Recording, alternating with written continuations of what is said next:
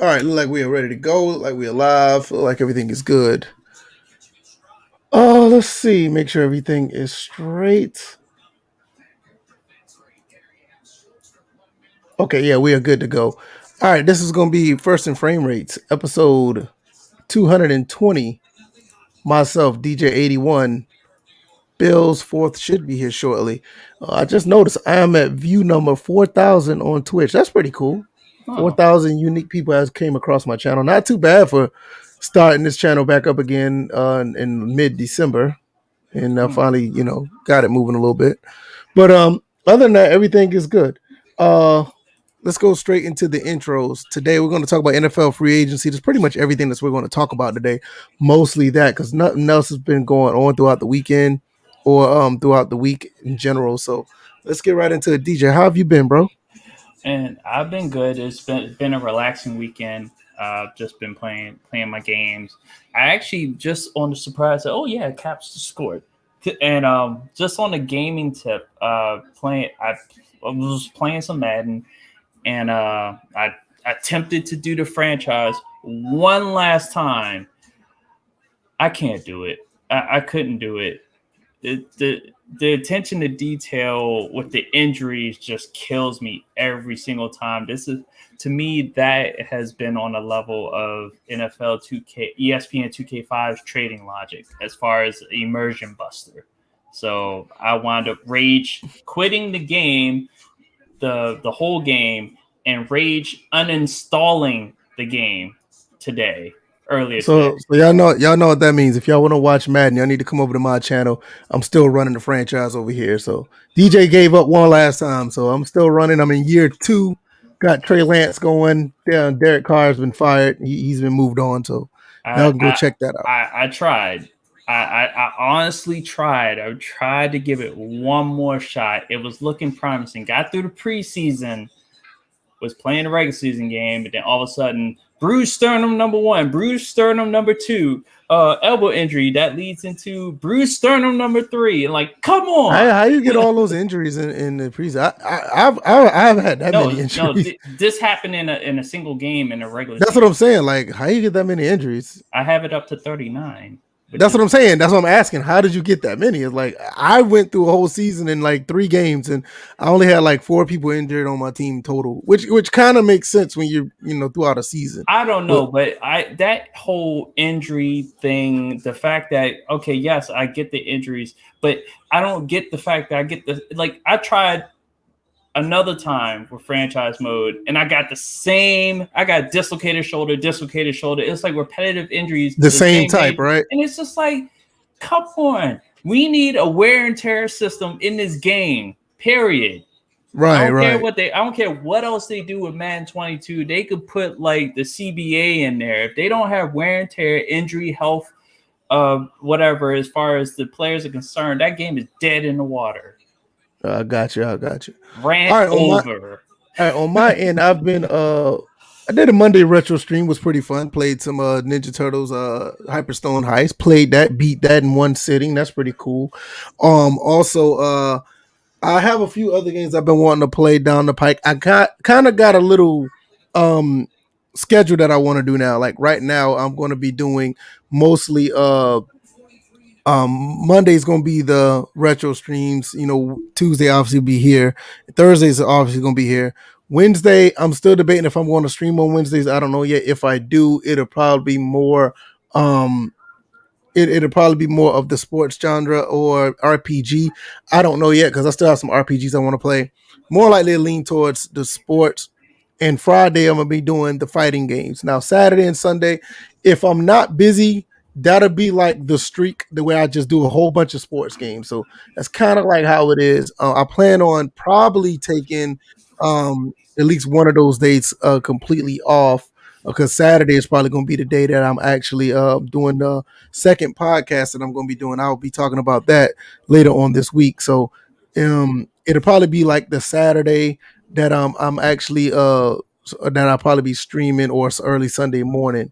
So other than that, I kind of got it down. I don't know what the Wednesday is going to be like yet, but other than that, I kind of got a pretty good schedule. Also, I want to thank everybody who's been supporting the channel lately. A lot of people have been doing a great job, not only just with the channels, also people who've been supporting the Patreon and the Facebook group. If you guys haven't already, it's not a Facebook group, it's a Facebook page. If you guys haven't already, go over there and check that out. Like that, there's going to be some content over there very, very shortly. Probably going to be triple streaming on all three platforms: Twitch, YouTube, and Facebook Gaming. So we'll work on that. All right. Other than that, let's just get right into it. There's nothing else to really talk about. Um, let's look into this free agency. A lot has been going on. You had the Patriots been trying to make a lot of moves. You've seen some other teams. I really haven't been catching up on everything that's been going on because I've been working. So I'm just going to go through this whole list I got here on ESPN.com, and whatever's out there, I guess I'll stop and talk. DJ, you've been watching it more than I have. So just give us a quick rundown on what you know so far. Okay, what I know so far is that it's clear to me that New England is triggered over Tom Brady and the Buccaneers winning the Super Bowl because all these signings, they signed two top end tight ends as far as that were available in the free agent market. They signed Nelson Aguilar. I think they also just recently signed a linebacker, I believe. That team is definitely triggered by Tampa Bay winning the Super Bowl. It's as clear as day. And they're still going to fall flat in their face with all that.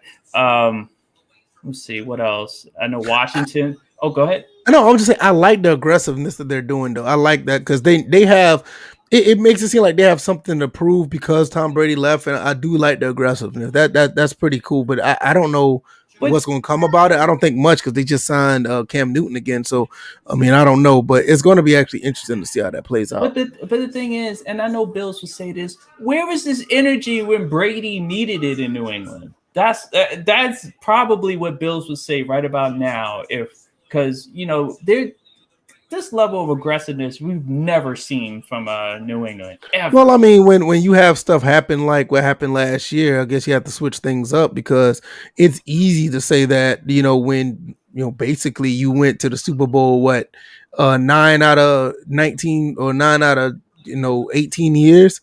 It's hard to really make that argument like where was this aggression when you were constantly winning. But I guess when you get punched in the mouth and now you really don't have nothing, and you don't have possibly the greatest quarterback of all time, maybe now you need some weapons. I mean, I don't know. I mean, I that's the only reason why I could say like but the reason why I'm so aggressive. Didn't have that team opt out this past season. So I mean, even if they did, the team just wasn't good regardless. I mean, they didn't have a good team once Brady left, so it didn't matter who opted in or opted out. They probably ended up with the same result. Yeah, but there were years, even when Tom Brady was there, that they needed to be aggressive and they chose not to be. And I'm not disagreeing Brady with that. I know you're not disagreeing. I'm just voicing that opinion because, like I said, we're missing a person. I think he would say this. Yeah, I'm not saying I'm not disagreeing or anything, but it's just hard to make that argument when you were in the Super Bowl half the time that quarterback was there. I mean, literally half of his career in New England, you were in the Super Bowl. Now, I don't even know how many times you was in the AFC Championship or even the divisional round, but I mean, you were like at least deep in the playoffs pretty much every year he was there. So, like, being aggressive would be great, but I mean, when you look at the results of what actually happened during that time, it's like I get it, but look at y'all success at the same time. It's like, I don't get me wrong. I totally understand it, but I think once Brady is gone, now you're going to have to. You're not going to be able to pick up another Tom Brady, so you're going to have to get like weapons and like I said, I like the aggressiveness. It's really interesting to see how they're flipping around after Tom Brady leaves. Let's see what else we have. What else was going on? We had a Dallas backup go to Chicago, signed a 1-year deal. That was what's his face, the red herring. Forgot his name. He got knocked out in the game. He's on Andy Dalton. Yeah, Andy Dalton. Yeah, he signed a 1 year. I think a 1-year deal, $13 million with the Bears. Yeah, I'm about to look. I'm about to see it now. Hold on. Yeah. So I just pulled this up. Oh, there it is. Mm-hmm. Andy Dalton, 1-year deal. What in? Oh, hold on. The ESPN is acting up. I think it's trying to update at the same Update. time while I'm It's a watching it. it's a it's a live tracker. Yeah, I'm saying it's trying to update the same time I'm watching it, so it just went like haywire on me. It's one of the downfalls of having a live track or something like this happens. Yeah. Because when I was looking at the Andy Dalton, thing, then it just updated. Uh, Along with that, Tampa Bay is resigning their own, so they brought back both their linebackers. Good. Cap scored again. That's Ovechkin on the That's board. good. Shaq Barrett All right. got 4 years, $68 million. Yep. That's Mm-hmm. pretty good. That's pretty good. Levante David was Yeah, resigned. Levante, he signed back. I remember seeing that too. Trying to figure out who. Well, we knew Brady got an extension, so Yeah, he got an uh, extension. yeah, Tampa's Andy not. Dalton got a 1 year, $10 million deal with No, the I Bears. thought his was higher. Mm-mm. It's 10 million with $3 million in incentives. Are you sure? Yeah, Because I'm looking right at it. It says the base. Fitzpatrick got that same I'm deal in looking right at it. Washington. I'm looking right at it. It says agreed to a 1 year deal, $10 million with the chance for the quarterback to earn another $3 million in incentives. See, okay, so we're basically saying the same thing. You detailed the incentives. I just lumped it all together because more than Right. likely he's going to get it. That's Like, actually not a bad deal for the Bears. I mean, Andy Dalton's actually not a bad quarterback. He was just thrown in a bad situation. So I'm not saying that he'll be able to do wonders for the Bears, but if he can get a little bit of protection, I mean that's almost with any quarterback. But if you get a little bit of protection for Andy Dalton, he's serviceable. He'll probably get you 7 wins. But I mean, go to my. just you shrug your shoulders at that. Let Obviously, me, Dak Prescott went back to Dallas. Matt Milano went to the Bills. Darrell Williams signed with the Bills. this is Cam way Newton, better. he got a 1 year deal with $5.1 million with the Patriots. That is very low risk for the Patriots. Very low risk. Get a 1 year deal for $5 million. You know what? What was I thinking? I should have been at Sports Track the whole entire time. That's the site you want to go to for this NFL tracker. You don't Why is have to that? worry because it gives you the contract right then and there. It does. Yeah. This. Let me give you the. All right. Let's the see. link. So Because this is a lot better. let's talk about this Cam Newton deal real quick. 1 year, $5 million, very low risk because they don't have to worry about paying him too much. He's still on the iffy side as far as his production, but even if he doesn't produce, I mean, $5 million is $5 million. But for a quarterback, that is a very, very, that's a very, very good deal for New England. I'm kind of wondering with Cam Newton, he probably wouldn't have got another deal anywhere else, and that's probably why they were able to get him at that rate. Anybody in the chat who wants to chime in on that, please let me know what you guys think about that, because I'm thinking that he would not have been able to get a deal anywhere else. Okay. Dolphins trade Shaq Lawson to the Texans for Bernardrick. That's a weird name. Bernardrick McKinney. I don't have nothing to say about that. Aaron Jones is back with the Green Bay Packers. That's good. Kevin Zeitler with the Ravens. That's good. Any offensive line can help for that. 3 years, $22 million. Yeah, okay. Oh yeah, Corey Davis went from Tennessee to the Jets for. Yeah, I was about to get. I was just going in order. I was about to get to that. Let me pull up the sports track. Yeah, you need to, because we can go down and we can actually sort it by position. Ooh, I see what you're saying. This is good for the numbers. No. But everything's readable right in front of you. I mean, the numbers are readable, but it's like I'm looking at like the actual. I'm gonna show you what I'm looking at. We're looking at the same thing, but it's like when you're trying to read and go at the same time, it doesn't give you like what team it came from and to and. No, it's not that. I mean, I got that, but it's just that's more of a what you call it. I'm just saying, you're going up and down the list. I'm like, this will give you a list, right? No, I get what you're saying, but this is more of a spreadsheet. And I really didn't want to do a spreadsheet. Okay, well, I'm operating off a spreadsheet. Yeah, I mean, I got both of them up, but it's just I'll look at that when I want to look at the totality of the actual contract. Where did I leave off at? There we go. Shaq Barrett going to the Bucks. Brandon Graham is working on an extension with the Eagles. That's interesting. Let's see. Dalvin Tomlinson went from the Giants to Minnesota for a 2-year, $22 million deal. Uh, that looks like that was an extension. This Oh, this Lions one, mhm. he's staying Romeo Aquar. He's staying with the Lions 3 year, 39 million. What was his production like? Cause for I, 3 year, 39 million, here we go. He was number 10 in sacks last year. mhm. 30 he had a 32nd in solo tackles. Yeah, I can see them signing him for that. I can see that. He's only 25. That's a pretty good deal. That's a good deal for them. Okay, so 25, get 3 year deal. He had 10 sacks last year. That's not bad. I don't see anything that really stands out see Jameis outside of the ones we Winston. just talked about. You got the Corey Davis still, Yeah, obviously. JJ and Jameis Winston. He re-signed for one year. See, So this is what I got a problem with.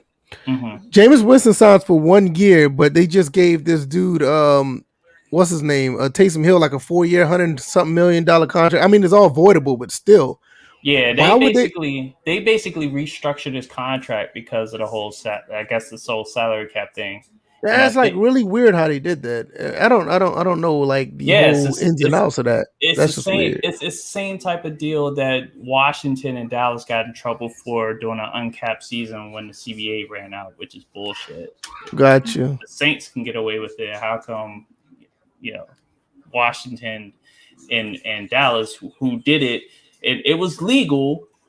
They basically were penalized based off a gentleman's agreement by the owners, in which I guess Jerry Jones and Daniel Snyder did not agree to. Scott Smith, I'm thinking he's talking about Andy Dalton. He said I think he would. He's still starting caliber QB. Just needs someone to throw to. Could be wrong if Mm, he's talking about him. Please come back and let me know which quarterback you're talking about. Andy Dalton is not a bad quarterback. I think just had a bad couple of years.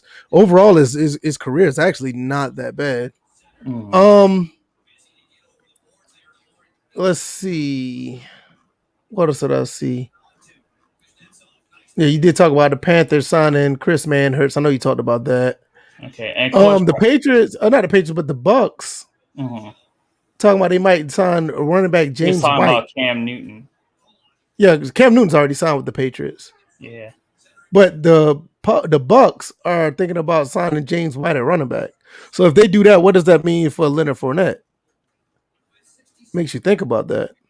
Well, a lot of us before the Super Bowl knew ahead of time that it was possible that Fournette, if they were going to have a breakout game, it was going to have a breakout game playing for possibly a trial on another team. Right, but I'm just So saying the fact that they're looking at James White now. What does that? I mean, that's is it inevitable now? Because if they was going to sign him, I think there would have been talks. I mean, if they were really thinking about signing him, they probably wouldn't have been talking to James White. That's what I was saying.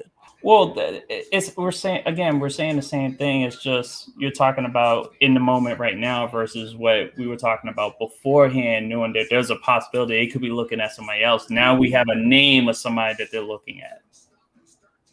I think if they get into more talks, I don't think that Leonard Fournette's going to get signed. I think he's going to walk because I mean I'm pretty sure with Gronk and Brady, they already have familiarity with James White, probably more than they do with Leonard Fournette. Don't get me wrong, Leonard Fournette is a beast. Like Complimentary Sports said, he's a top 5 running back. I mean, James White is Brady and Gronk's. Well, most likely it's Brady's boy. He's probably going to be wanting him more than he has Fournette. So. That probably be a done deal. What's up, Tadao? How you doing? He said it looks like the Patriots are trying to spend money this year. Yeah, we were just talking about that. Absolutely. Mm-hmm. And Scott Smith said he was talking about Cam Newton, quarterback. Yeah, I mean Cam is a good quarterback. My only problem with Cam is he's not as accurate as he should be. That's my only problem with Cam. If Cam will stop overthrowing people, he'll be one of the best easily. Well, I think this year he'll have the weapons because, like I said, I know one of their main weapons, Edelman, he was hurt, but then they had another one that opted out. So if you get Aguilar in there, you get an upgrade. Then they get like three receivers or something like that. Let me look at that list. They got Aguilar, Corey Davis, and somebody else. I'm trying to pull it. Here you go. Patriots sign right here. No, they didn't. I They wasn't. got Aguilar. Yeah, they got Kendrick Bourne. They signed him too. Yeah. So it's So they just got Nelson Aguilar, Corey Davis, Kendrick Bourne, and they got two tight ends, Hunter Henry and John Newsom. They got some weapons. Jalen Mills actually went over to the Corey, Patriots as well. Corey Davis was with the Jets, not the Oh, Patriots. I don't know why I keep thinking Corey Davis went to the Patriots. Okay, he went to the Jets. Okay, my bad. Mm-hmm. So they did sign two receivers, and they got two tight ends. And okay, not too bad, not too bad. Let me see who else I want to see. I'm Obviously, oh, basically good. trying to focus on people who went to new destinations because, of course, there are a bunch of re-signs in here. Um, Yannick, did he resign? No, he left the oh, that's Baltimore. right. Jalen Mills signed with New England. Yeah, That he was signed with New Philly. England. It was Right. he was kind of like a had a dual position. He was like safety slash corner. I think they're gonna probably try to use him at safety. Yeah, that's what Uh, they have him listed as. So you're right. Yeah, Yannick left Baltimore. He's playing with Las Vegas now. That's gonna be interesting because they need help on that defensive line since Cleveland Farrell did not pan out. Him on the other side of Max Crosby gonna be actually pretty interesting. there's a bunch of people that last year signed a 1 year deal that moved on to different teams. I know Washington just lost two players. Ronald Darby, I think we lost Darby to the Broncos, and we just lost Kevin Pierre Lewis to the Texans. Oh wow, okay. So Darby, he performed very well this past season, and but the thing is, we already have a number one corner in Fuller. So I think he was looking for, being the best on that team, even money wise, and he wasn't going to get that Fuller money. So and I'm sure they talked, they tried to come to some compromise, and it didn't work. And then Kevin Pierre Lewis, I think there was already talks, even through certain press conferences. Ron Rivera was looking to move on from him. So All right, wait a minute. Did so what does this mean? I got a question. what's up? What does this mean for Carson Wentz? Jacoby Brissett just got traded. Well, he got I No, don't know he if he got signed. traded or he Oh, went to Miami. he signed with Miami. Yeah, That he was signed with Miami. So who's going to be the backup over there? That's going to be pretty interesting. It doesn't matter. He's an unquestioned starter now. Now he doesn't have to look over his shoulder like he was doing in Philly for really no reason. So it's just I'm like with Jacoby Brissett. I knew that situation was screwy. As soon as they got Carson Wentz, I was like, damn, this dude gets screwed out of a chance to start once again.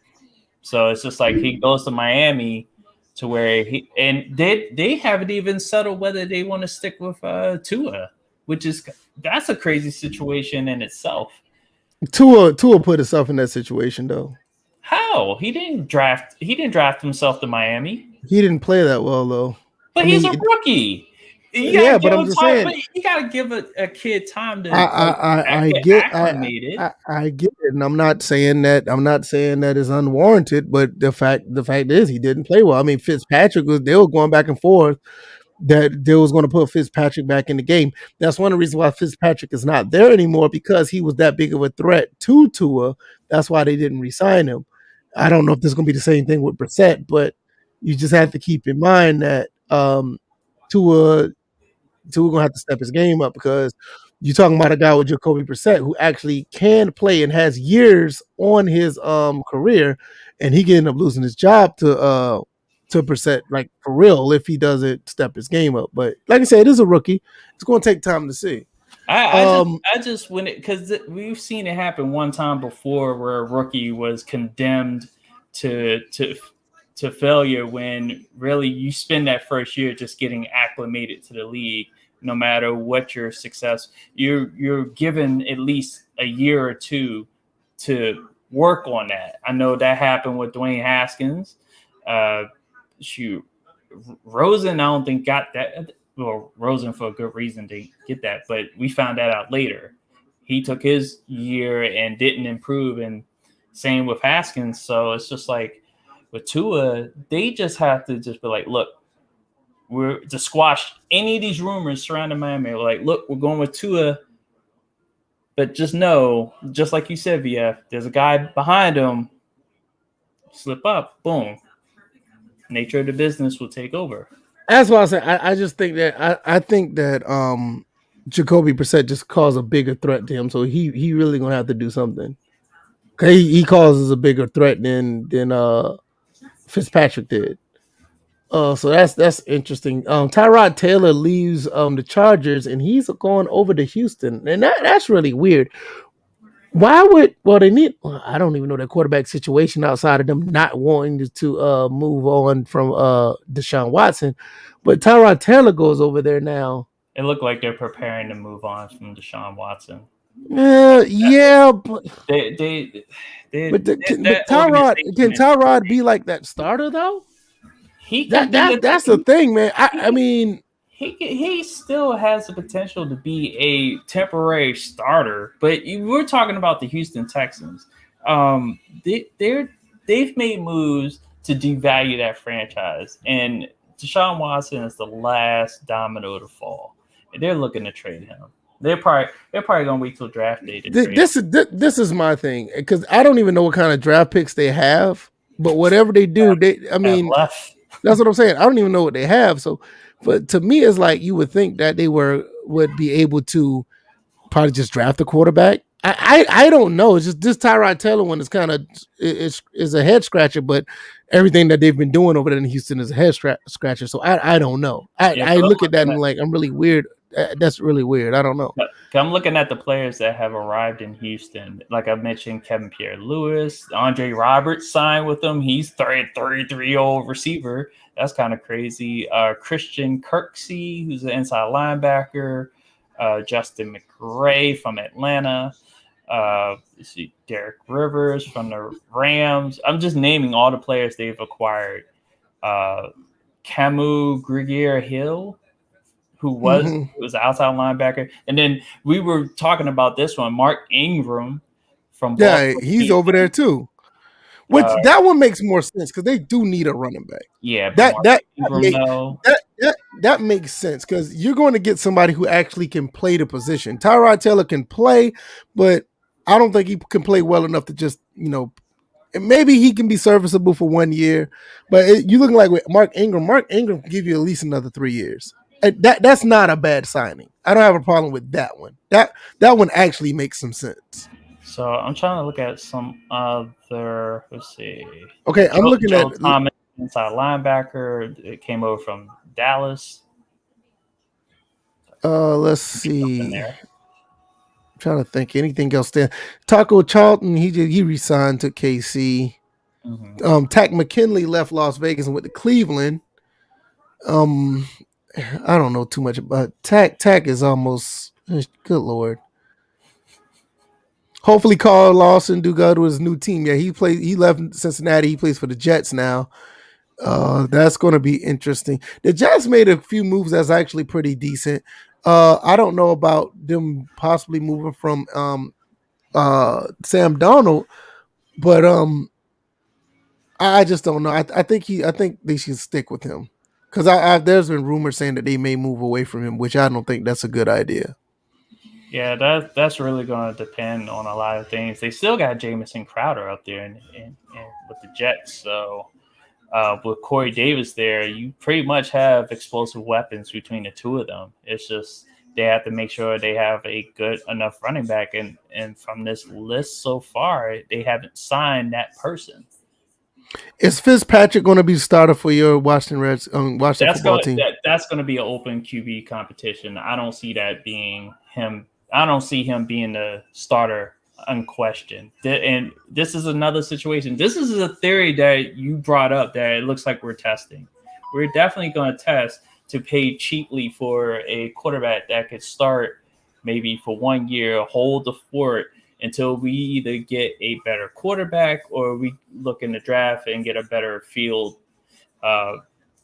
in the quarterback category in college. So I like Fitz. I'm just watching him, just the energy he brings. He's the same type of leader as Alex Smith, except it's like switching from decaf to no-dos.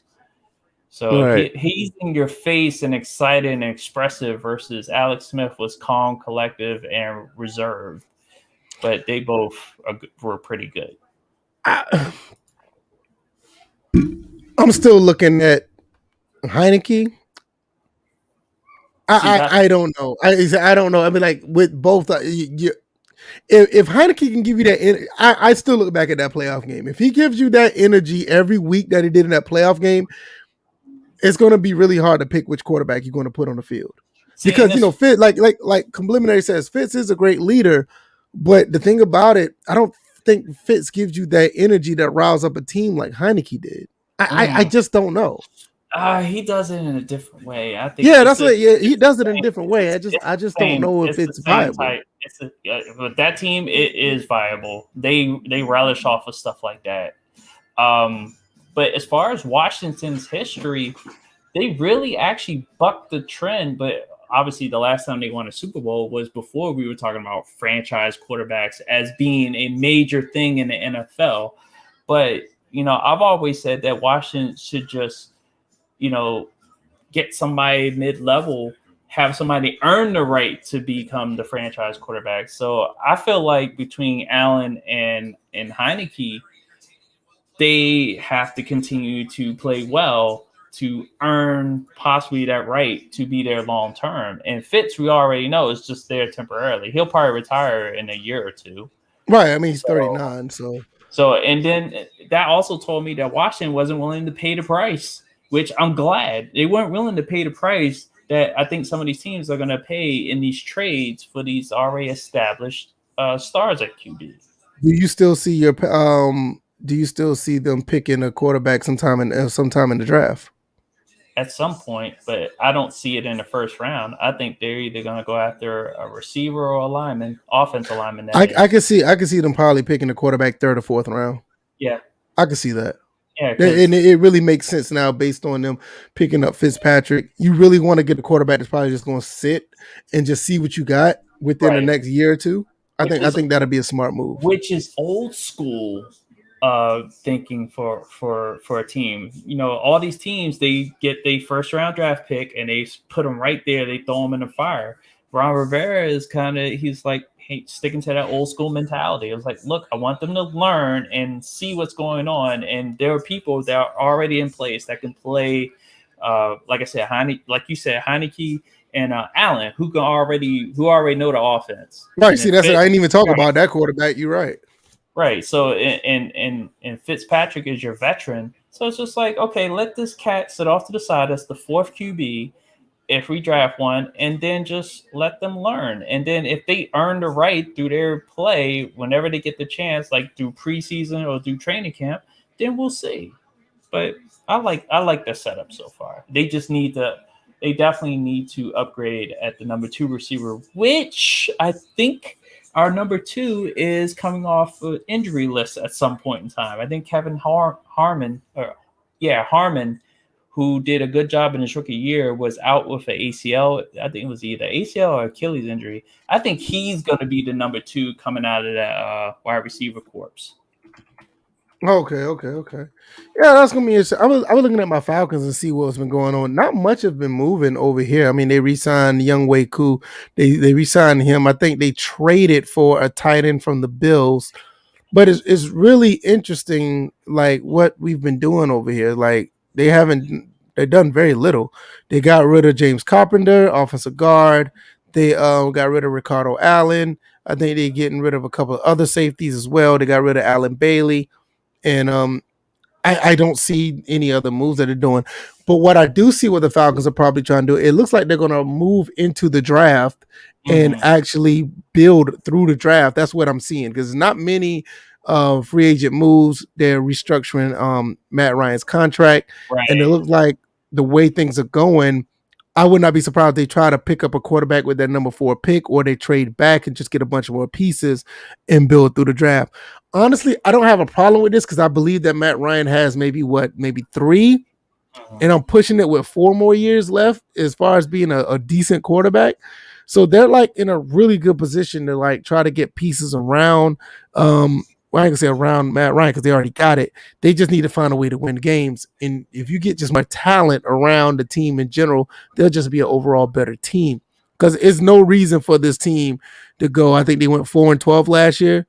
Mhm. That's unacceptable. Not with the talent you have with the Falcons. It's just I can see if you just had like glaring holes on your team where you couldn't do this or that and the third. You had everybody in place and still couldn't win games.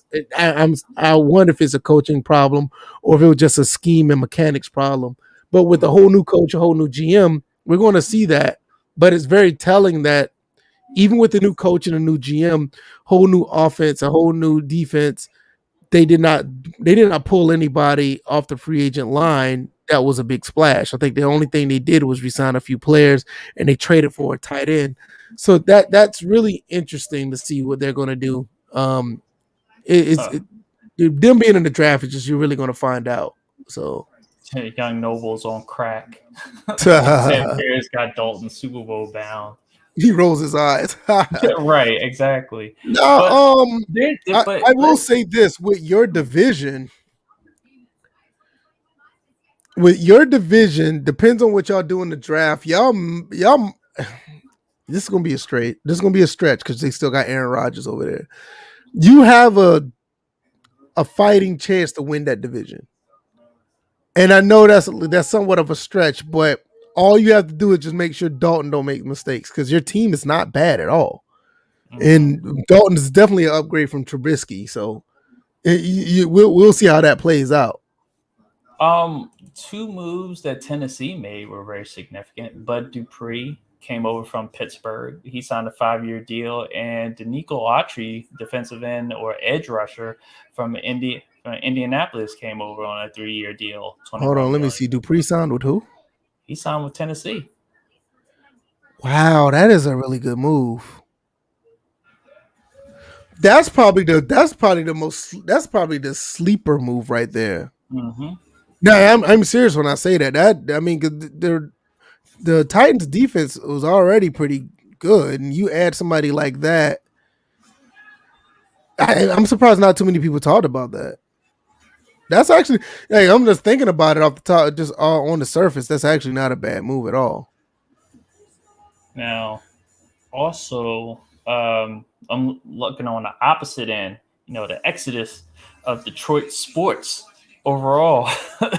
Marvin Jones is in Man, no, Jacksonville. boy, ain't nobody trying to hear that, man. I'm not even gonna put that on the screen, man. You, What happened? I'm not even putting that on the screen, man. Man, that all I know is that better not happen. But you know what? What if that's a situation? What? Okay, let's put on our tinfoil caps here. Well, If since you're gonna do that, I'm just gonna put it up here. Go ahead. Okay, so what if Trubisky were to land in Washington? If he plays better, then that's Chicago's fault. Because obviously we have the weapons.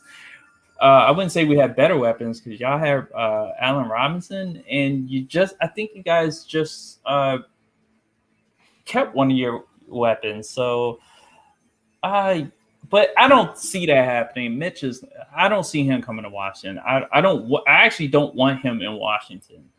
I will say this about Mitch. I don't think he's a very inconsistent quarterback. Sometimes he looks like he can win you 10 games, and sometimes it's like he doesn't need to be in the game for 10 seconds. He's just one of those type of quarterback. Like you will see him sometimes like, damn, Trubisky's lighting this team up. And then the Mhm. next game, you're like, I'm ready to pull him like easily. Like, Dude, I don't know what it is. that would happen within a game. Exactly. First That's what half I'm he's saying. lighting folks up. In the second half, he's about to lose the game by 10. Right. Hmm. I don't know. So Think about that. maybe you know what, he may be a product of needing a different environment. Like if he goes to a different team, he may be I ain't gonna say real better, but slightly better. I don't know. He may be one of those guys who just need a change of scenery. All I know is that, and I don't think Smitty's watching, but why doesn't anyone want to play in Detroit? Doesn't matter if it's hockey, basketball, or football, not even baseball. Nobody wants to play in Detroit. What's up? Nobody wants to I play don't in know. Detroit. I don't know. I would say something's in the water, but I would be offending of folks. So Complimentary Sports says Washington needs a mobile quarterback. What do you they think have about that, DJ? 2 mobile quarterbacks and a third with Fitz. What the fuck is he talking about? I just asked what you thought about that. That's what I thought about it. We have 3 mobile quarterbacks, sir. Alex Smith is gone. I still think y'all got some. I think y'all got something with Heineke. I'm sticking with that. I think we do too, but it's all right, because I cannot stop thinking about that playoff game. If he plays, and I said 80%, I'll even say 70% of how he played that playoff game, y'all guys may have a franchise quarterback, and I'm sticking with that. Now, if he falls off and he don't play like that, then all right, then it's over with. Right. But he played. I'm very impressed with how he played. That was like what his first game in or something like that. No, second game. Second game, but I was very impressed how he played. He really competed, and I like to see when players, especially players who just come from nothing. I can say not necessarily for nothing, but they weren't like necessarily projected to be really good, and they trying to prove themselves out on the field. I really like seeing stuff like that. You know, and if he plays like that, you probably have a situation where you got a kid that has a chip on his shoulder for his entire career and feel like he has to prove something to everybody that he comes across. And like I said, you looking 10 years down the road, if he plays like that, I mean, you know, all you need is weapons around him. Okay, Young Noble says, nah, y'all ruined mobile QB career, RG3. He was a scrambling quarterback. There's a difference. That is true. A scrambling quarterback is different from a mobile quarterback. That is true. That's true. He kind of ruined his own career. Well, Baltimore had a hand in it too, but I'm just saying. Yeah. Let's see. Who else is out here? Carlos Hyde he left Seattle and went to Jacksonville. Man, I wish King David was here. I wonder what King David would think about that, because Carlos Hyde still has something left in the tank, even though he's 31 years old.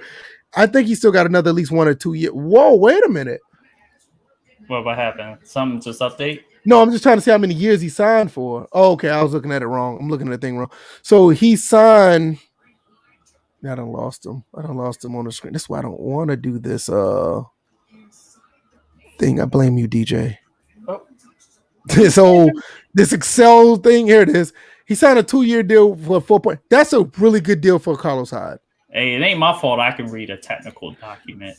No, I can read it. It's just that scrolling back and forth. I did not say you couldn't read a document. No, you've been saying it for years. Shut up. No, I said you can't read. I didn't say anything about technical document. I think this is a really good deal for Carlos Hyde going to Jacksonville. And on top of that, if they can find him another running back late in the early second round or late third round, that'd be a really good move. I mean, that'd be a really good deal for Trevor Lawrence if they decide to pick him up. I think that'd be really, really good. So kudos to Jacksonville for picking Carlos Hyde up. I think that's actually a very quality move. They get another running back, and they might be all right. Because I don't expect Carlos Hyde to carry the load the entire time. So you get a second running back, have Carlos Hyde come in and split the carries. That'd be perfect. That'd be perfect for Trevor Lawrence. Let's see. Leonard Floyd, he re-signed with the Rams. Oh, and just another hockey update. The Caps up 3-0 over the New York Islanders. So that 9-game winning streak is going to come to a close at some point. They are in the third period. Just check. Matt Judon, he he re-signed with no, he didn't re-sign. Nah, he left. Let me see. Yeah, Judon was with because he went to the Patriots.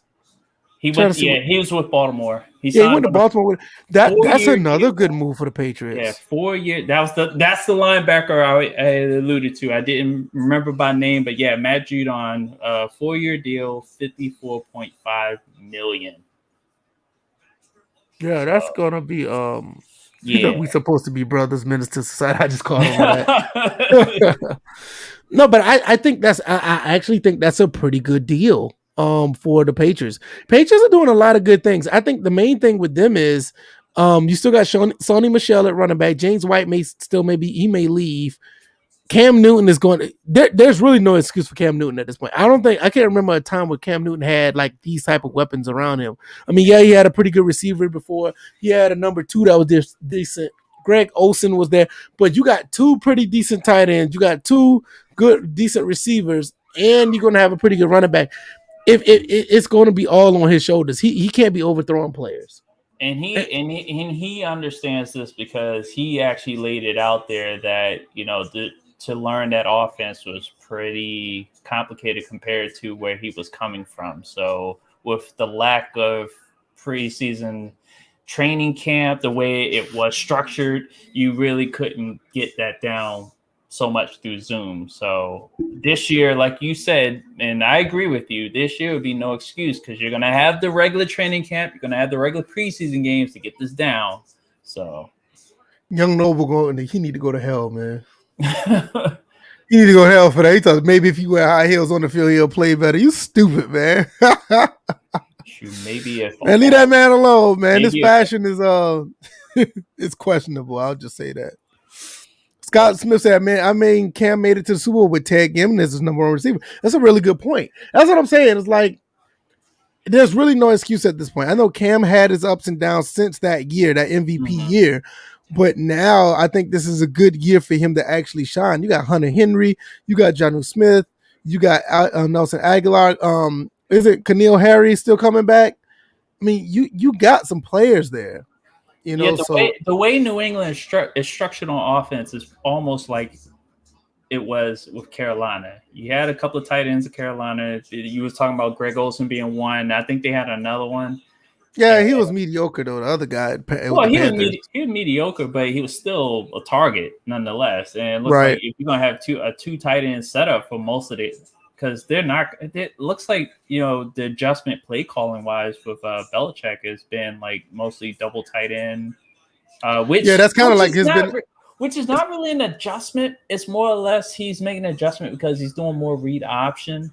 Yeah, but I think the double tight end has been Belichick's forte for like years. You're going back to the Gronkowski, Aaron Hernandez days. Oh God. So I mean, it's been there for a while. So he's kind of trying to get back to that. Aaron Hernandez killing defenses on the field, killing best friends off of it. Let me see something real quick. Well, shoot, Baltimore can't talk. Ray Lewis was stabbing and killing people at the Super Bowl parties and snitching on folks. So, all right, Complimentary Sports asks, when are we doing a mock draft? The draft is April 29th. We got 6 weeks until the draft. So we'll probably do it maybe that Tuesday or the Thursday before the draft. I mean, there's no reason to do one right now. I think it's way too early to do a draft because so much can change. I mean, free agency just started, today or yesterday? So you're saying that Pooh's mock draft on Glimish? Oh. I just think it's a little too early. I mean, no, I'm not knocking it. Y'all go over there and check them out, but I just think it's too early. That's why that was a Pooh Glimish quick advertisement there for that new site. So right. Go over there and check them out if you guys glimish.com/whatever Pooh, whatever you call it. Yeah, but I mean, I don't know it. I don't know the link, but I can't shout him out on Twitch because it'll go to his Twitch channel. So I don't know. Yeah, but yeah, we're gonna probably do the mock draft probably around like the week before the NFL draft. I just think it's too early to do it right now. And here's the thing: there's got to be a restriction. Just the first round, just the first round. Yeah, I think we do that. I mean, unless somebody like significant, like something happens where we may feel like somebody may drop out of the first round, we may talk about that. Yeah. But I don't think we need to do a mock draft on the rounds past the first. I think that's I'm with you on that. If you guys in the chat start requesting, hey, y'all can do multiple rounds, but like I will be like after the first round, I will dip. I gotta find out if I'm off work that day because that'd be pretty cool to do the draft that night. Oh, wait a minute. The draft is beginning at 8 a.m.? No, that's not. That gotta be a typo. I'm looking at it right here on the internet. It says. Is it because it's the second round when we stream or something like that? Because isn't the first round going to be on a Wednesday? No, I'm looking at it right here. It says it's going to start on April 29th. through May 1st. But it says at 8 a.m. That doesn't. That's really weird. April 29th is on a Thursday. Yeah, it's on a Thursday, but for that happened that early in the morning, that's hard for me to believe. That ain't right. That can't be right. That can't be right. Let me see if anything else that's updated with the free agency. I don't think anything updated. No, it's 8 p.m. Okay, yeah, because on this site right here it says 8 a.m. Mm. Yeah, 8 p.m. makes more sense. Yeah, Thursday, April No one says 29th. 8 a.m. COVID time. Oh boy. Let's see. I'm trying to think. I don't think there's anything else that I see that stands out. I think we covered pretty much everything that I saw that actually makes Shaquille Griffin. Well, Shaquille Griffin went to Jacksonville. He left Seattle and went to Jacksonville. That's a pretty good pickup. Mm-hmm. It's gonna be pretty interesting to see what Jacksonville do because they were like the bottom of the barrel, but right now they're making some decent moves. Like I said, the what's his name? Carlos Hyde. That made me think that there is another inkling that made me think that they're going to get Trevor Lawrence. I don't see them getting anybody else. I'd be highly surprised. All right, But that's pretty good for their defense because they don't have too much of anything. All right, so now I'm looking at all these players who are available, and okay, obviously Le'Veon Bell's sitting out there, Danny Amendola. Emmanuel Sanders went to Buffalo. I didn't know that. Yep, he did. Man, him and Josh Allen. That's gonna be nice. I'm trying to see if there's anybody of major significance that's sitting. They're still sitting out there. Yeah. Alex Smith. Yeah. Wait a Alex minute. Smith. Is AJ Green a free agent? I don't see him on here, but hold on, let me keep going. I'm looking at it right now on Sports Track. If AJ Green's a free agent, why in the hell nobody picked him up like now? Oh yeah, I forgot. Robert Griffin III is a free agent, but I think he's about the eye of retirement. I know he's talked about keep going, but yeah, I think he needs to retire at this point. He's Griffin is actually talking about wanting to start again. I'm like, I take that back. He signed a 1-year deal for $18 million with Cincinnati. So he just signed AJ Green just signed a 1-year deal with the Bengals. Okay, D-Jax is sitting out there. He's done. No, he didn't. Wait a minute. He signed a 1-year deal last year. Yeah, he's so this year he's unrestricted free agent. Why nobody picked up AJ Green? Because he's getting old. I get it. He's 33. Isn't he just coming off an injury or something? Injury and a down year because they weren't targeting him. They didn't start targeting him until later in the season, which is kind of crazy. I was just like, what's going on? Like, why aren't they putting him? Somebody's gonna get him for a really good discount. I can see him getting signed for probably about $7 million. There's Brian Kerrigan is sitting out there. If you want to talk about Melvin Ingram, Kawan Short, Patrick Peterson is still out there. AJ Abou is out there. Carlos Dunlap, T.Y. Hilton, let's see, Kyle Van Noy, Malcolm Butler, Eric Fisher. Well, we know why Eric Fisher's out there. Justin Houston, Larry Fitzgerald. That's funny. That's another one. I don't know why nobody takes a 1-year deal on Larry Fitzgerald. That's criminal. Larry Fitzgerald is highly productive. But I don't know. Did he talk about wanting to retire? Because I know he was talking. The way he was carrying on was like this past season was his last season. But you might be right, but I'm not 100% sure. But if you could get him to pull him for 1 year, put him in the slot, that's money well spent. That's money well spent if somebody could pick him up and put him in a slot. Casey Hayward, Kareem Jackson, Gabe Jackson, Levante David already signed, didn't he? Yeah, he re-signed. Oh, Jordan Reed is sitting out there. I'm like, he had a good year this past season, but still what lingers in the background is those concussions. Sammy Watkins, Alice Mack. I know the Pouncey twins, they retired. Ndamukong Suh. Mm-hmm. Kenyon Drake. I don't know about him.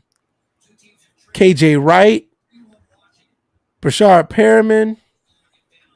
That's another one right there. I'm surprised DJ nobody picked up DJ on Perriman yet. Swearinger's sitting out there at safety. DJ DJ Swearinger. Swearinger is another one. Richie Incognito, he's up in age though.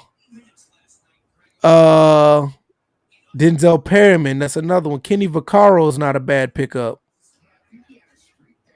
I'm trying to think. Buster Skrine, I didn't realize he was 32. Todd Gurley, so. Bruce Irvin, he's another one, so. We forgot about Trent Williams. He's sitting out there and he's primed for one last. Yeah, I think that's money well spent. You get 1 year out of him. I think that's a good one. Mm-hmm. Brian Poole, I don't know why he's sitting out there in free agency. Sean Lee's another one for 1 good year, but he can't stay healthy though. Yeah, I think a lot of these guys that are sitting out there, they're in their 30s. They're looking for their last whatever type of payday, and then that'll probably be it for them. Tevin Coleman, he's another. He's only 28. Mm-hmm. Jonathan Hankins, defensive tackle, 29 years old.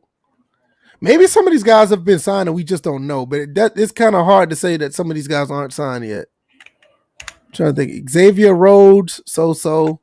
Mike Davis, running back. I mean, he played for the Chickens, but he's 28. Chickens.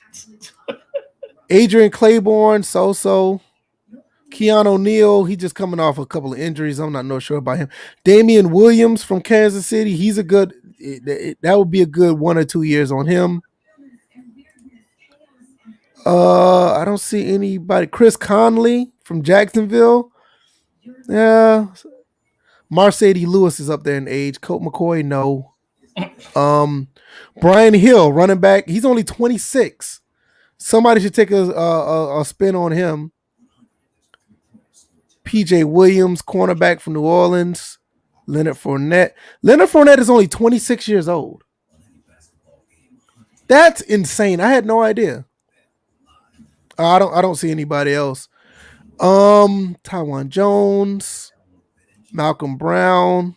No, Malcolm Brown. No. Dion Lewis, he's up there in age. Joe Flacco, no. I don't see anybody. Farrell Cooper, absolutely not. All right, let's get out of here. Geno Smith, okay. Really? Why is he on this list? I definitely see it. I'm going back to this Ronald Darby. Now I know exactly why they didn't sign him.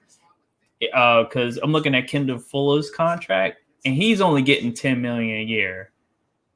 Oh wow! So that's why Darby. Yeah, that's a little too much.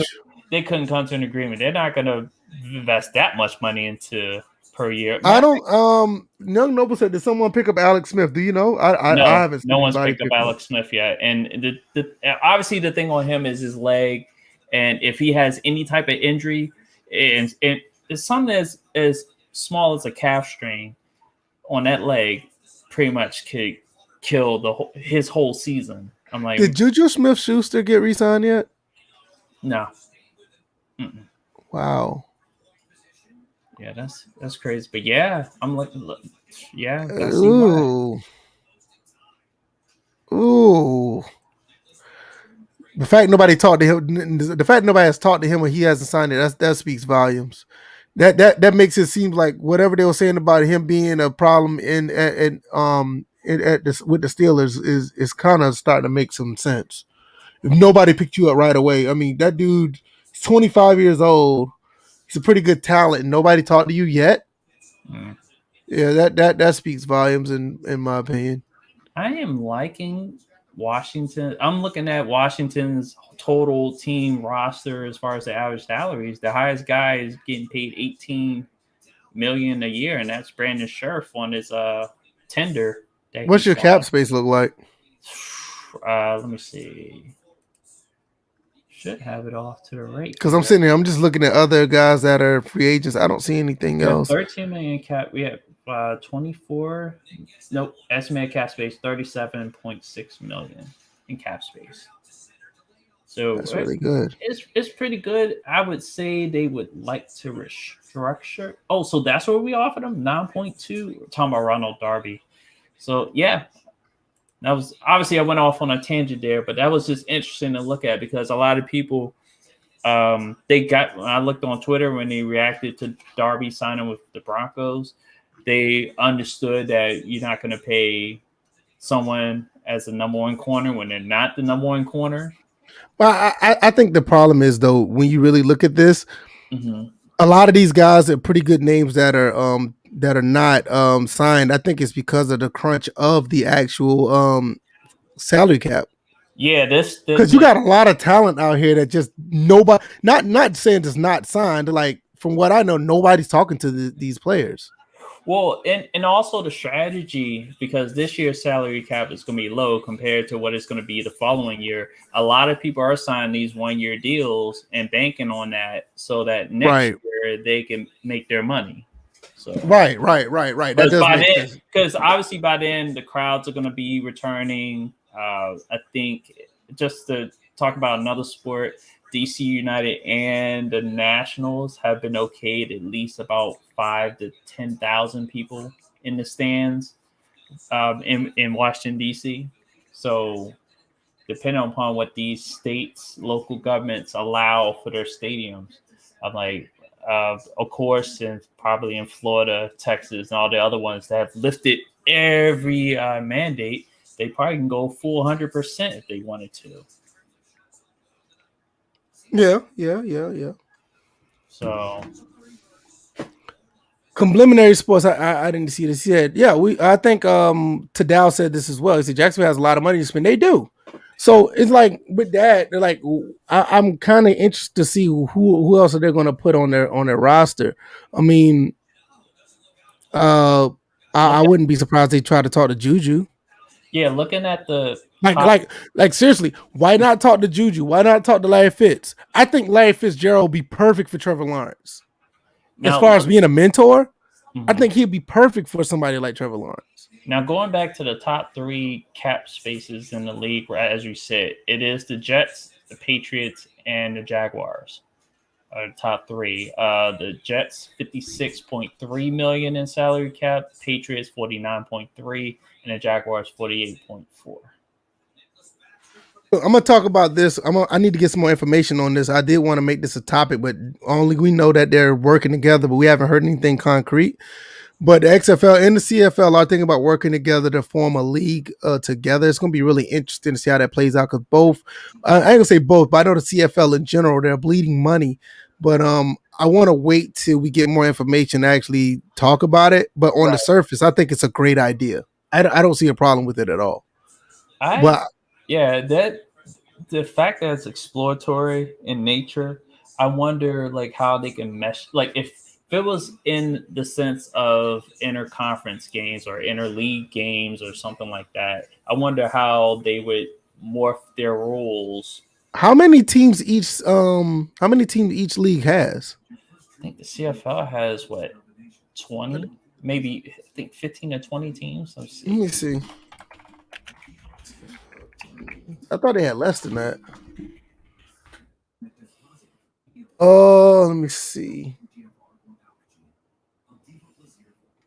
They have nine Nine, teams. nine They got teams, 9 teams. and the XFL XFL XFL has how many? about 10 to 12. I think they got 12.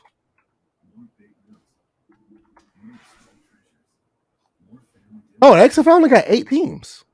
I don't know. I thought they had more than that. I see this All right, as I'll tell you what they're gonna need to do. They're gonna have to add another team, and then what they could do, the XFL gets one more team, and they don't even have to split leagues. One league could be the XFL, another league could be the CFL. and I think that'd be great. now the funny thing is that if this were to happen, and God forbid, we are talking about a what if scenario. This is all speculatory. How would they morph the rules? Would it be like Major League Baseball, how it used to be before they adopted universal DH? Well, that was like the one major rule in Major League Baseball. With XFL and CFL, there are a couple of rules. First of all, are you going to play if let's say an XFL team is being hosted by a CFL team? Are we going to do 3 downs? Are we going to have the fields the size the way they are and they're lined up the way they are in the CFL? Is it going to be 3 downs? I mean, are we going to have just continuous play based on the fact that's what CFL rules are based off of, or are we going to adopt more of like a hybrid where both teams, no matter who's hosting, will have a hybrid of XFL CFL rules. But I that's questions personally, that I can't think be answered what now. I think is going to happen is they're going to probably end up come up with a set of universal rules, and they're just going to play that way. They both should Um. adopt that kickoff rule. They Oh both yeah, should. that the kickoff That's rule has to stay. every football league should adopt that kickoff rule, Yeah, hands I down. agree. That's the when they debut with that, I was just like, the fuck were we thinking? Right, I'm with you on that because the XFL, I mean, like Noble just said, he was enjoying it until COVID. I was as well. I thought it was phenomenal. Hmm. I think that's something that Yeah, especially the last game we saw DC kicking St. Louis's ass. here you go,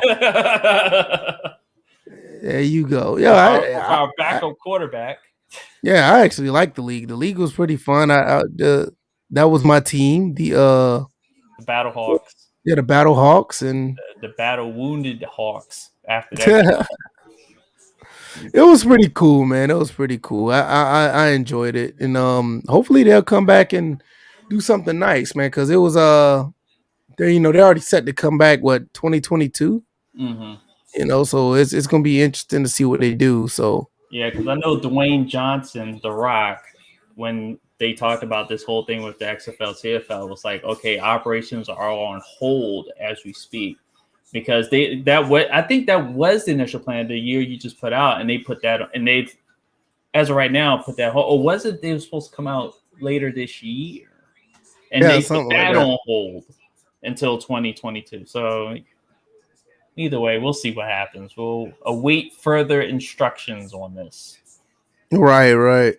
But yeah, I'm interested. I mean, I think it's going to be interesting. But like I said, I want to see once they get everything implemented on how they're going to do the actual league or whatever, and how it's going to play out before we actually really talk about it. Because I don't know. I mean, be honest, I don't think any of us really know. The only thing that we could do is just comment on what we think about the possible merger, and I think that's the only thing we could do at this point. So I think that's the most you know And it would responsible thing that right. we could do. Only thing is, it wouldn't be the first time AFL, NFL, but I don't think they had to deal with separate rules. No, no, they pretty much had the same rules. It was just different leagues until they merged. Hmm. But I can't think of anything else outside of the free agency. I think everything is pretty much a go there. Before we don't have any topics else on top of that. I know DJ, you talked about this like right before we was doing start the podcast. You Hmm. want to talk about the Tiger Woods thing and the 2K thing? Okay, yeah. So Tiger Woods, as far as the 2K PGA 2K golf game, has signed a long-term deal to appear in that game. Now, I haven't read the details of what that means, but it's another win for what was previously an indie golf game. And you see what this game has done should pave the way, the blueprint for what games, what developers, how they should make their games, and how that they made the game play and represent the sport to the point where it was able to attract big names slowly. Like first was attracting 2K to partner up the year before they went full on with their partnership and get like the golfer licenses and stuff like that. And then now you have a major player, even though he's career wise, he's pretty much on the downside. Well, now he's recovering from a car accident. But you get I'll be surprised if he plays golf again. To be honest, I actually would not be surprised. Maybe did you just say you would be surprised? yeah, I'd be surprised if he does not play golf. I mean, if he plays golf again. I think he will. Uh, it will probably be like a year or two when he returns.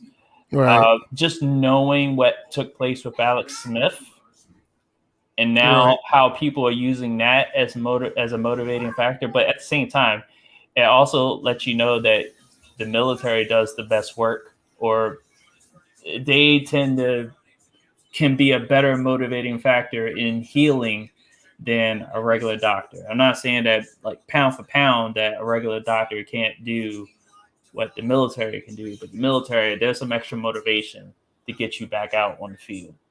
So Right. What do you guys think? People who are listening, what do you guys think about the Tiger Woods putting his name on 2K? I'm not, yeah, 2K golf. I think it helps tremendously because I mean, Tiger Woods was basically the face of the EA Sports golf game until that scandal happened, and the it the golf game kind of wasn't the same since. Yeah, Roy McIlroy came out, but that game really sold when it was Tiger Woods. I mean, there was no doubt about that. I mean, this goes back to what 2004 when they started with his name, 2005. And here's the thing with EA, with Rory McIlroy, formerly Tiger Woods Golf, it was still a good game, but EA just was like cut and run. It was like, well, we don't have Tiger. We're gonna try this 1 year with Rory, and it didn't really work out. You know, it was a good game fundamentally. It wasn't in their eyes a moneymaker, so they dropped it, just like a bunch of the studios that they've killed over the years. But Right. I mean, I think it. I mean, me, I wasn't never really big on like the. I think the only two golf games I really got into. I remember playing Lynx 2004, Pro Stroke Golf, which one day I may need to go back and stream that because that game is like very unique. And Tiger Woods 2014. They're like those only three. And I played the golf club a little bit, you but didn't play Mario Golf? not really though. I never really did. The early Nintendo Mario Golf, the NES version Mario That Golf. when I was on NES, I played what was one that made by HAL Laboratories? I don't know. I know Lee Trevino had one. Oh man, the same people who made the Kirby game, Hole in One Golf. Wait, I remember playing that one. Who's the racist golfer that said some racist shit to Tiger? Was it Fuzzy Zeller? Yeah, didn't he have a game? I hope not. Shit, chicken wings golf. Or whatever they serve. Matter of fact, that wasn't even on NES. That was on Super Nintendo. I thought wait, you talking about the game you just mentioned or Mario Golf? Because Mario Golf, game that I used to play on Super Nintendo. Okay, because I know Mario Golf. It looked pretty standard, not where it is right now with the Nintendo Switch. The one on Nintendo Switch actually looks pretty nice, but it's not tempting me to buy a Switch. Sorry, that's a no go. I'm still getting a Switch. I don't care what anybody says. I'm buying me a damn Switch. Mm-hmm. And but yeah, I think the question remains is whether, because this was Bill's question, this was like his no-go for even getting PGA. He never got it, but his concern was, can we play as these pros? Because they have other pros in the game signed. Now you have Tiger Woods signed on, as I'm still monitoring the hockey game. You have Tiger Woods on there. Are you going to be able to play as him? Are we going to be able to use some of his animations, celebratory animations on our created characters? Are there going to be some signature golf courses that he would prefer you have on there? More licensing for golf courses, events? It's a whole... This is the game I played on Super Nintendo. I smell Monday retro stream right here. This is a great game for the Super Nintendo. During the mid-1980s. It came out in 91. Hole-in-one video games were released in Japan. Oh, this was in Japan by NEC, PC, 88, and MSX. The Super Famicom version can be considered as the sequel to the Family Computer. Okay. Yeah. But this game is great. I think I'm going to play this on a Monday retro stream. This game is awesome. Highly recommend it if you're still in the Super Nintendo. Right. But yeah, speaking of golf games, that's the one I used to play a lot. I used to play that one a lot. Yeah, I know. I remember the code to get like better golf clubs and stuff in that game. It's funny because and then also a good golf game I remember playing on Genesis was it was called PGA Golf by EA. Well, it was Electronic Studios. You know what? I was thinking about buying PGA Golf 96 for the Genesis because I don't know if you saw my video. I just recently bought this. I recently bought Live 96, and in here, they got me with the advertisement like it's still in the 90s. In here, it has the little booklet where it was PGA Golf 96. So I was like, I should get that game because you're right. The PGA Golf games by EA were actually pretty good. I'm like, you want to talk about like that was simulation, like no, you couldn't. There was no arcade mode in that game, none. no, To no, speak no, no. But you got to think about it. Even back then, with the limitations, I think we talked about this one day when Bills was here. of. Even with the limitations, the 16-bit era, even some cases in the 32-bit, they tried their best to give us simulation with what they had. I mean, I talked about the Joe Montana football game with all the stuff they had in that, the sports talk football game, the sports talk baseball game. What was the game? The primetime, the primetime NFL '95 that I played on sport retro sports night one night. Wasn't that one like the continuation of the Joe Montana series? Right. But it was like, but Dion took over the Yeah, naming of Dion it. took over. Right. Like they tried their best to give us like simulation. There was no arcade mode or anything wonkiness about Right. it. Even when it even got down to like when you got injured in Madden and the ambulance come out to take you out on the stretcher. I It took mean, everybody else out on the way to get into that right, play. right. But you would never see that. To be honest, you would never see that in a Madden right now where somebody gets hurt and literally they get carted off the field. Like they don't do that anymore for some reason. Mm. But that's the type of stuff that you would see. It's really weird how they do that. We're still a little early. We usually do 2 hours. We didn't have much to talk about. There's actually like one little detail in Madden as far as the quarterback is concerned that actually makes a world of a difference. What's that? I know people have talked about this before. Bills has brought this up about like changing certain traits and stuff like that so they can like be better in the pocket. I read that QB's ball carrier vision, if you were to increase that would actually help them not run it like directly, not run into their own linemen trying to escape out the pocket, which it makes sense because that makes sense. Yeah, I was about to say that makes sense. So because I noticed that with certain quarterbacks that had a high ball carrier vision, and I didn't adjust any of the traits or anything. I just looked at it. It was basically the ratings of vanilla. I'm looking at it. I was playing against Wentz, and I'm seeing how he's escaping out the pocket. His ball carrier vision is in the 80s versus somebody like somebody who's in like the 60s or 70s, and it's kind of like iffy. So, right. I didn't do this, and I should have done this. I'll probably put this out there. Everybody who's on Twitch and or Facebook and on YouTube, I'm going to put the link right here. If you guys haven't already, go to facebook.com/virtual footballer. You guys can go check that out. If you like the page, you could go ahead and follow the page, like the page, and I'm putting content over there and other notifications about what I'm doing as far as streaming and putting other gaming content, so you can check that out. All right, so latest hockey update: Caps beat the Islanders. They told the New York Islanders, your 9-game winning streak, fuck out of here. The dub. That's pretty cool. There it is. Pretty cool. 9-game winning streak. I need to get into NHL 21 more. I need to play that more. Maybe I'll put that on the stream one day. Complimentary Sports, he said he got Madden 02, 04, and 05. Which one is better? It's either out of 04 and 05, and I'm leaning towards 2005. I'm leaning towards 05 because that's when they made it even. Yeah, because 04 was very offensive. Yeah, it was very offensive centric. In 05, that's when the hit stick first came in. And the thing about that, a lot of things that was in 04, they didn't take out for 2005. They just balanced the game out. Right. And then overall, I think 2008 was the overall best because then you had the total package and you had the vision cone. You had the vision cone. You had the playmaker ability. Right. You had the hit stick. In the hit stick, you could hit high or low with the hit stick. What else they had? It just seems like after you had defensive playmaker as well. Right. It seemed like after 2008, that's when they started taking things out. Right. And that's for the PS2 and the PS3 version. It's for both of them. Right. Like it hasn't been the same since once Madden. Like now we're still struggling to get things in Madden that pretty much was in Madden 08.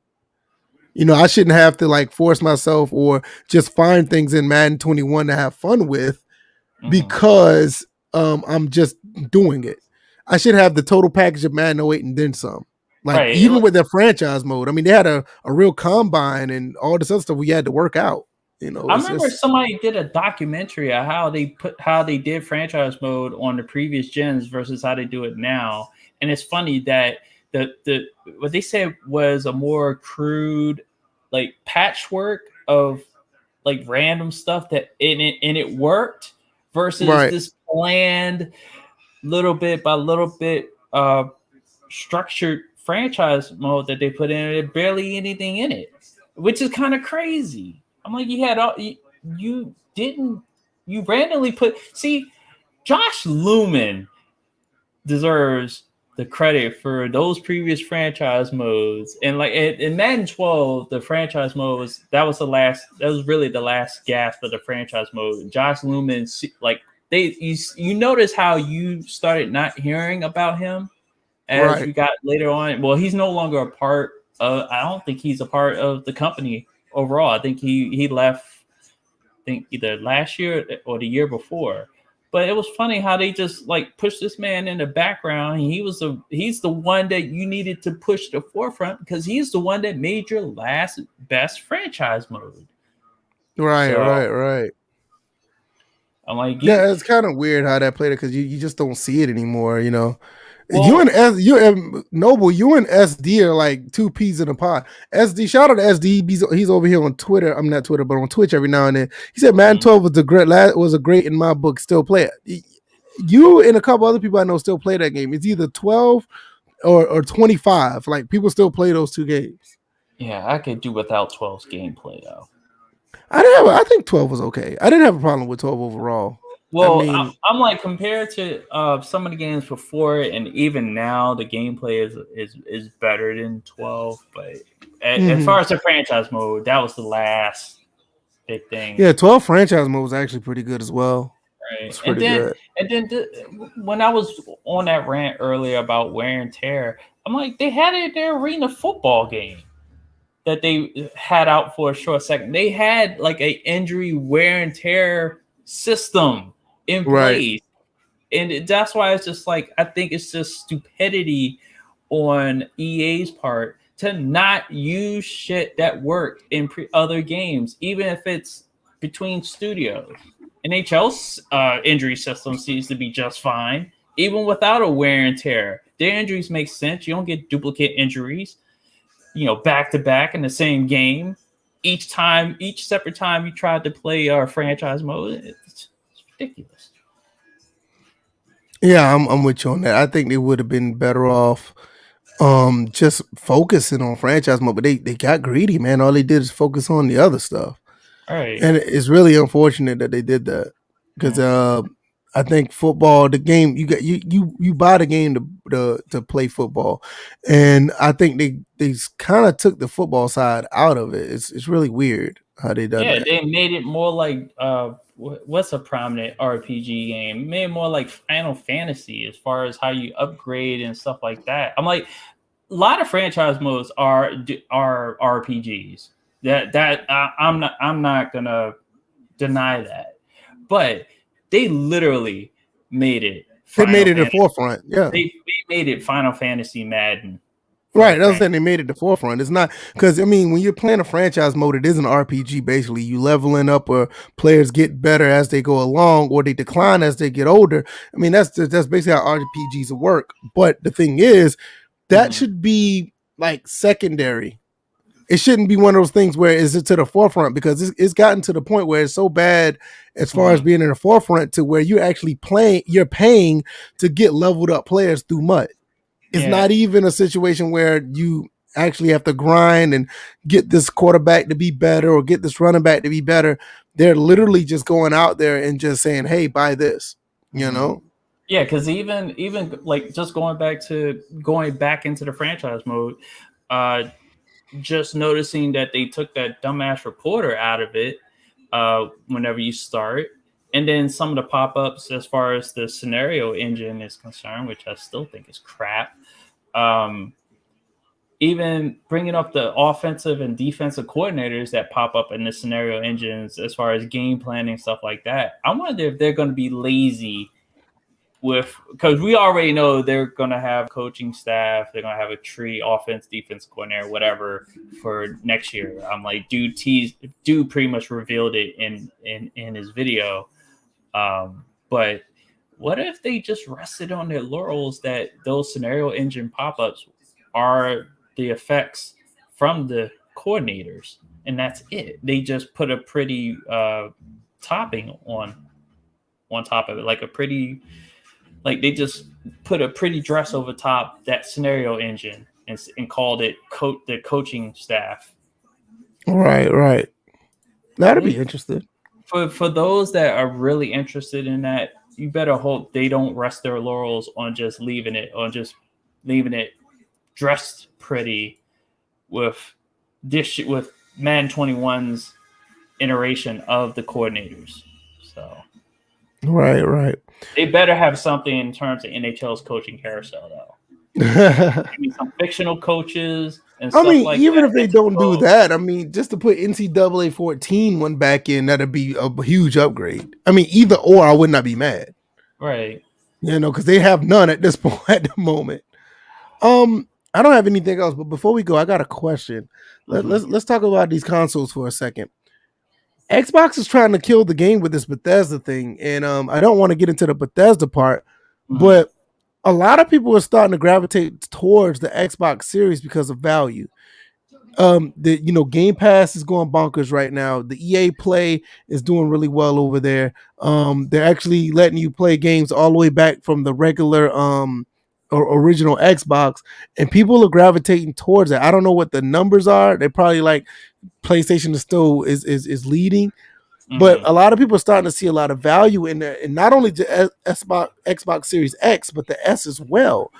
Um, what are your thoughts about the whole thing about Microsoft trying to get a stronghold or trying to get a decent or respectable part of the gaming market? I think they're backhandedly leading to monopolizing the gaming, in which we didn't like it as far as Madden was concerned, with monopolizing the NFL, not necessarily monopolizing football. That was just the result of the NFL signing that exclusive agreement.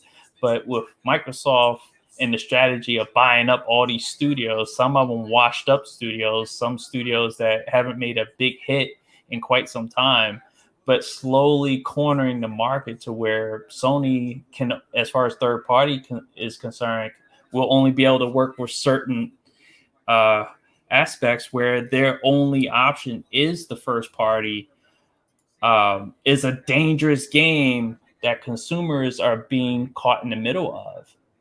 I don't like that tactic. I think Microsoft wants to win this, at least win this generation forward. They want to win that. And yes, there is high value in Game Pass. There is value in having EA Play within Game Pass. There is value in backwards compatibility.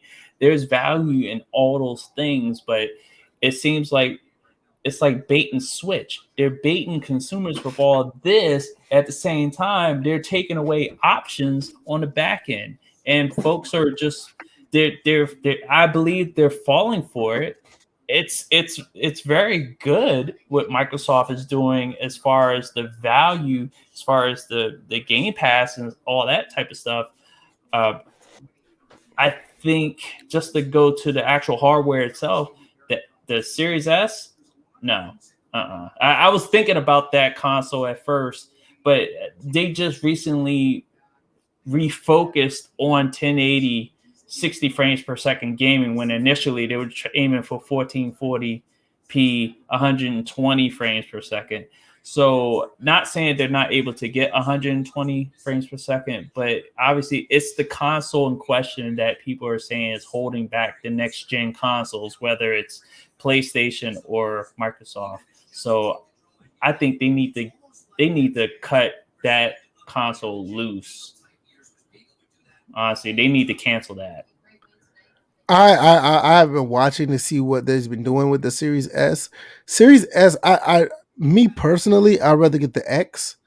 And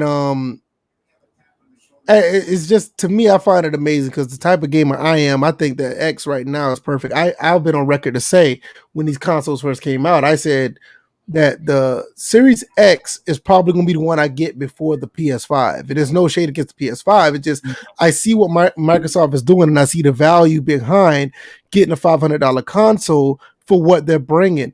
This is one of the situations where backwards compatibility is a very convenient and a very enjoyable tool to have, because even though that the PS5 is backwards compatible with the PS4, a lot of people who have a PS5 kind of don't see the big value in the backwards compatibility of only the PS4, because with Microsoft, what they've done backwards compatibility with the Xbox One and the 360 for the most part. Like, I don't think all the 360 games obviously don't work, but I think you're up to almost maybe 400 games on the 360 that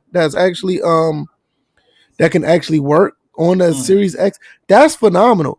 Then I think you still get some of the original Xbox games to play on there. I think a lot of people who have a Series X, not the S, because the S is digital.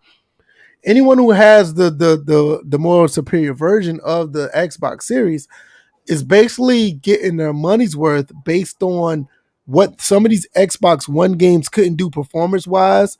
Some of the new next gen games that are out now, and you're also seeing some of the 360 games and even some of the original Xbox games are actually rendered up to 4K. So you can play like a Panzer Dragoon Orta at 4K without an emulator. You can go play the game I was talking about, one of my pickups, Dante's Inferno. You can play that at 4K. Ninja Gaiden 2.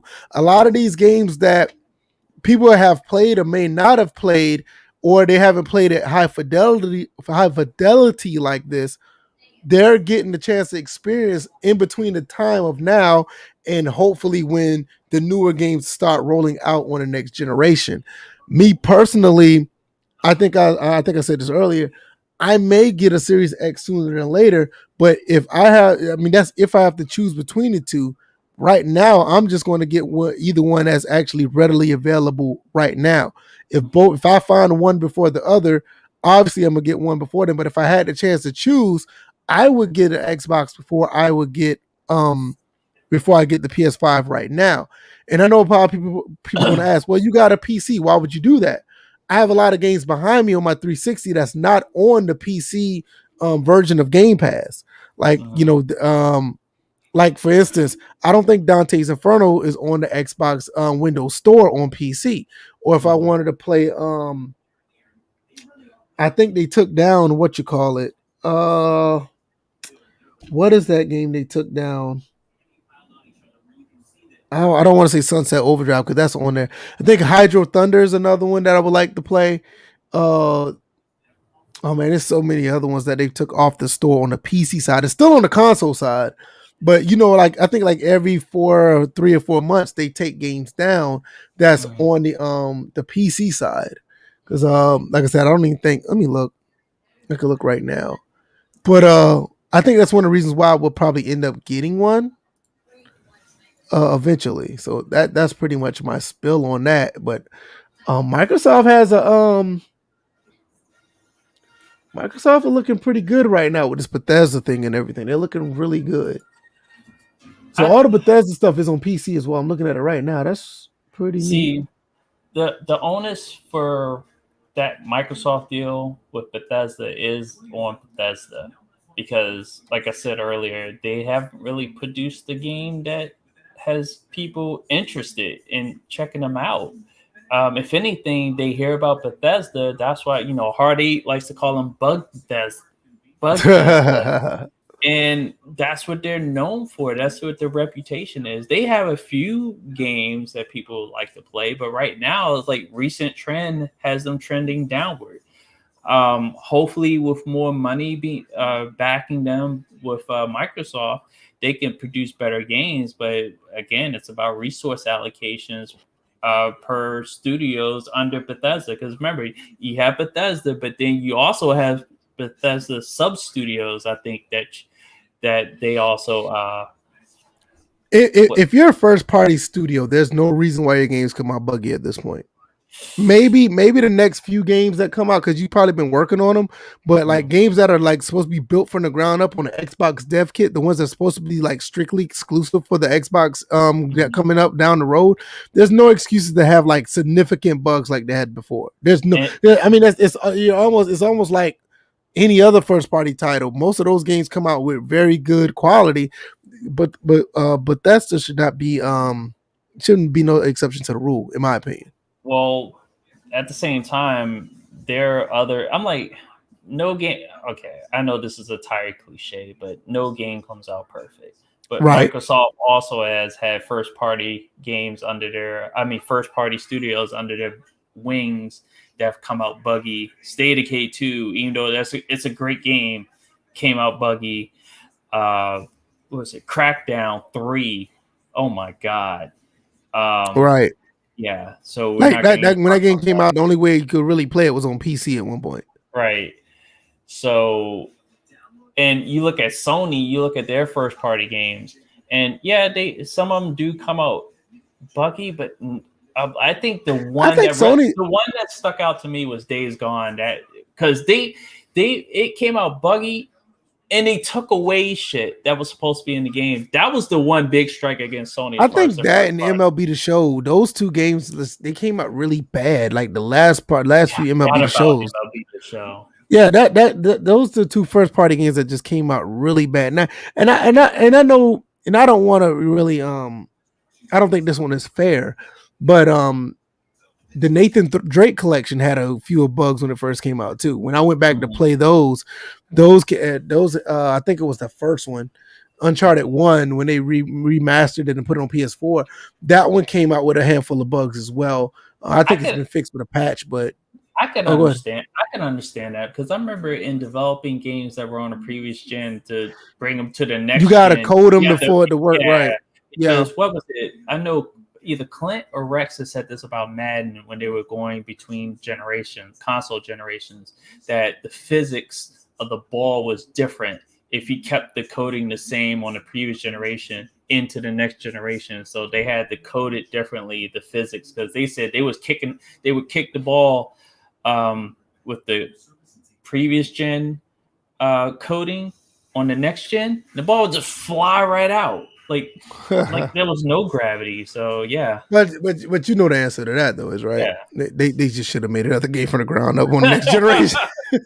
They Yeah, should have just because made another game from the ground up. I mean, hell, y'all did it with the 360 from the uh, PS2 era, which was, that could be classified as a mistake, but that's another story for another day.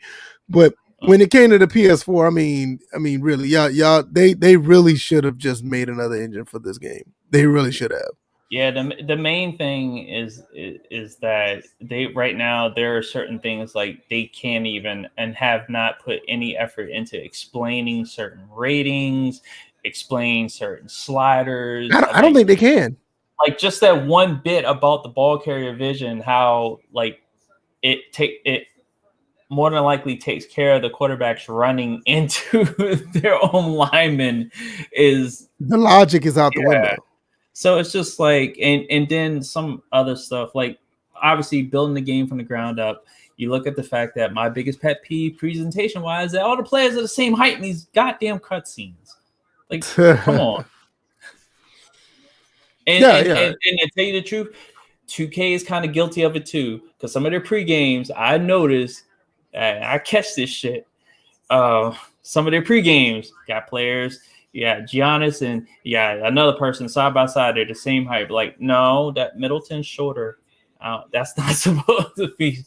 But yeah, and they had with this next generation of consoles, with the next games after their 2 to 3 year window, which they should fix all that, but they're not, unfortunately. They say in the next few days, the Xbox Series X is going to be in stock at Best Buy, Amazon, GameStop, Walmart, and Microsoft. That's nice. That was I'm put up. That was put up at 3:00 today. Yeah, I'm waiting on the PS5 digital. I know that's like the unicorn, but My I mean, patience. I'm gonna be honest. Either one that comes, I mean, this is just me because I mean, I collect consoles, so it's not a big deal to me. But either one that comes up available and I can get it like at that moment, and I have the money, I'm getting it. So, I do want a PS5. Don't get me wrong. I'm not telling. I really want one, but um, I already said I was on record to say I would get an Xbox One X. I mean, Series X if available. I prefer that one first, but if the PS5 comes up, I'll get it. But we'll see. We'll see how that plays out. And then we're going to stop it short. We got another 20 minutes, but I don't have anything else. DJ, you got anything you want to talk about, or anybody to chat got anything they want to talk about? Yeah. Because if Anybody got not, we any? can. Yeah, because if anybody has any questions, that would be like any more questions. So I know there have been certain questions that popped up, but just like we always say, there's always Q&A when we play or when we go Young live. Noble So say he's going to get him an Atari. he Do it, laughing. man. Yeah, all seriousness though, I did say I want to get an Atari 2600 just as a prop in this room, just to have like an old school um console, just to have it. Because I love the old wood grain 2600 Atari. I was always big a fan of it. Didn't they say they were trying to do a next gen version of the Atari? Yeah, And nobody wants that trash. That Atari VCS, nobody wants that trash. No, I don't want that. I want this right here. Let me see if I can pull it up. I'm gonna show it to play you guys. play Dig Dug in next gen, 4K, 120 frames. You probably played that at 4,000 frames per second for all I know. Right. Let me see. This, I'm gonna show you. This is what I want right here, Play and I just Pac have Man. it just sitting in the background. This You this know, is this all I want. I mean this old school thing right here. I would love to get one and just let it. I wouldn't play it. It would just be a prop in the background right here. Just because I love these consoles, I love to get one. imagine playing Madden on that. Yeah, Hey, it probably get the same amount of gameplay. you never know. One Yeah, button. Noble says he want to get the duck hunt game with the gun and shoot the damn ducks. Well, I would hope you are shooting the damn ducks. I hope you're not some sicko shooting a dog for Yeah, I fun. remember when there was a way that people said they wanted to shoot the dog because the dog used to laugh at him because he missed the ducks. It's funny. Right. Well, Clowns, he just wasn't skilled enough. right. I'm like, it's a big old hitbox. You mean to tell me you can't hit that big old hitbox of the ducks? It wasn't very sophisticated back then. All you had to do is get close. Yeah, nobody has anything. See, nobody's talking, but I do appreciate the feedback in the chat. I mean, we had a pretty good. Oh, I got a question for the chat. Who got thrown off by daylight savings time? I just, anybody that like woke up and they still feel like it's what? Because I know right now on East Coast it's approaching 10 o'clock, where it feels like it's approaching 9 o'clock, like feeling wise. My son caught it. He goes to sleep earlier now. Y'all notice y'all haven't seen him. Mm. Daylight saving time is like really throwing him off. Throwing them off. Young People Noble. on YouTube, you're probably wondering why I put because I put LOL. You're probably wondering why because Noble put this about the dog, so that's why I put LOL on. He's on the Twitch side. He must have missed a lot of ducks. Yeah, he had to. He Be probably got angry like at 3 the out of dog. the 12 you can shoot. Yeah, he probably familiar with the Game Over song. Do do do do. Right. It's like, But yeah, no, if you anybody, stop. it got my son really bad. He does not. I mean, he's been knocked out for the past few days. Right. He goes to bed. We give him a shower, or I mean, we give him a bath. I gave him a bath before I did the podcast. He doesn't even come in here to check on me. He is gone. This daylight saving time is kicking his butt. So I guess that's a good thing for him, But it's all good. He's good. I know he usually makes a cameo appearance like damn near every stream, but ever since daylight saving time, he's been out like a light. So Noble talking about he needed more shots. Why don't you just put the gun to the TV screen? nah, you couldn't do that. I hate it when people do that. It's just good. It's classified as cheating. God damn, I keep missing. Well, that's what you do in real life. You miss somebody in real life, you get a little closer. Right. Well, I think that's it, man. I think we're going to slide out of here, man. I think everybody who's been here, good viewership on both platforms, and it's all good. I think everything is been great. Hit the TV with his I'm gonna put that on the screen. Oh God, Noble, you're like I said, we really appreciate it. I don't know. I'll probably be back tomorrow streaming. Depends on how I feel when I get off work. It's kind of been a drag. Look at this here. I just called you up. Look at this here. I thought you was asleep, boy. He was like, I I thought you was, was sleeping. but I felt through the force that you were missing me, so I showed I up. thought you was, and you got a ball in your hand. What you gonna do with that ball? Dunking Oh, you on threw every it? Detroit Piston that he sees. So I thought you was asleep. What are you doing? You gonna say hey to everybody? You gonna wave to everybody? Detroit Exodus. I just called you up. I thought you was asleep, boy, because daylight saving time has been beating you up.